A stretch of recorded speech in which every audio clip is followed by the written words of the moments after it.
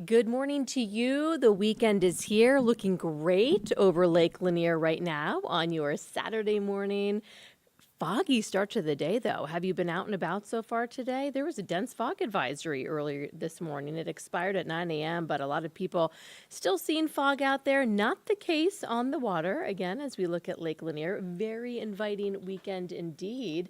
Thanks for checking in with us here at Atlanta News First Plus. I'm Megan Packer here to update you on some of the day's top stories. Of course, we are talking all things election right now as we count down till Election Day. Early voting is now officially over in Georgia, and boy, did Georgia voters turn out. We are talking more than 4 million votes cast early during the early voting process. So we've got some of the numbers I'll run through with you this morning. Pretty impressive. We're getting some updated numbers from the Georgia Secretary of State's office, and here's what they're telling us. It's a total of 4,588 people cast an early ballot. That is a 55.3% voter turnout. To break that number down even more, most of them were early in-person votes. There were 242,000 and change absentee votes, but early in-person was 3,761,968, again for a total of more than 4 million Georgia voters. 92 counties in our state exceeded the 50% turnout limit. So very impressive indeed. Early voting period is now over. Your next and only chance to vote will be Tuesday, Election Day, which is coming up in just a few days. So if you think that maybe the campaigns are slowing down and the candidates are slowing down as we get closer to Election Day, oh, no. It is quite the opposite. Really busy. Georgia and Atlanta will be getting a bunch of visits, including today. Let's take a look. Vice President Kamala Harris is hosting a rally and a concert in Atlanta. Laura Trump is here today. She's former President Donald Trump's daughter-in-law, so she will be rallying for him.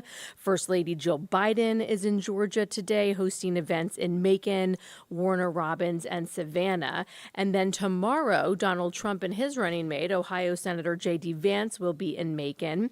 Former President Bill Clinton will campaign for Harris in Augusta. We've also got second gentleman Doug Emhoff and Governor Walz will be coming back to Metro Atlanta as well. So really a busy next couple of days. We will keep you updated as we continue to learn more about these campaign events as they pop up. And when we can have the details to share, we certainly will be passing them along.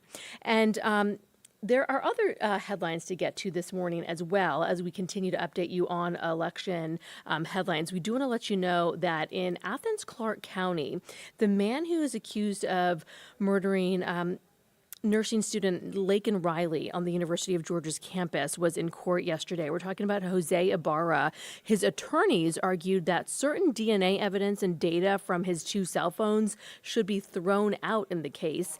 They also claimed law enforcement did not have warrants.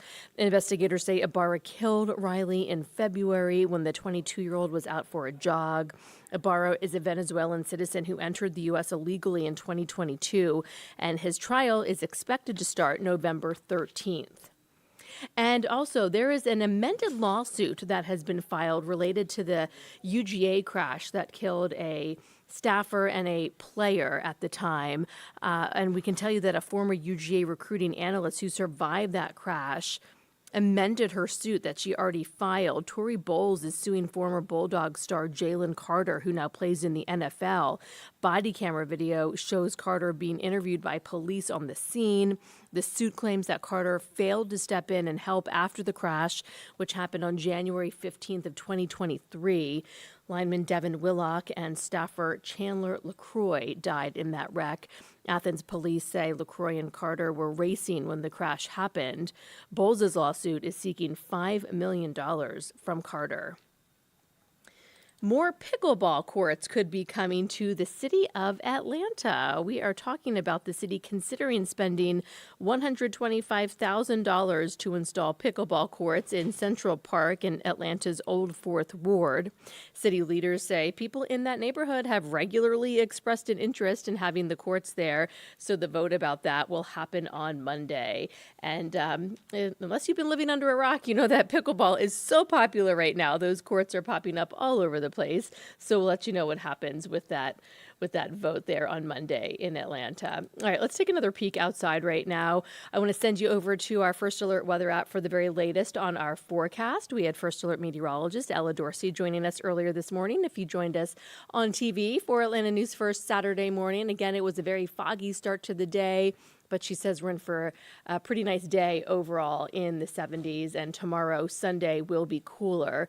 But, overall, not bad when you're talking about beginning of November with these temperatures that our team is tracking. So again, download the First Alert weather app for all of the latest.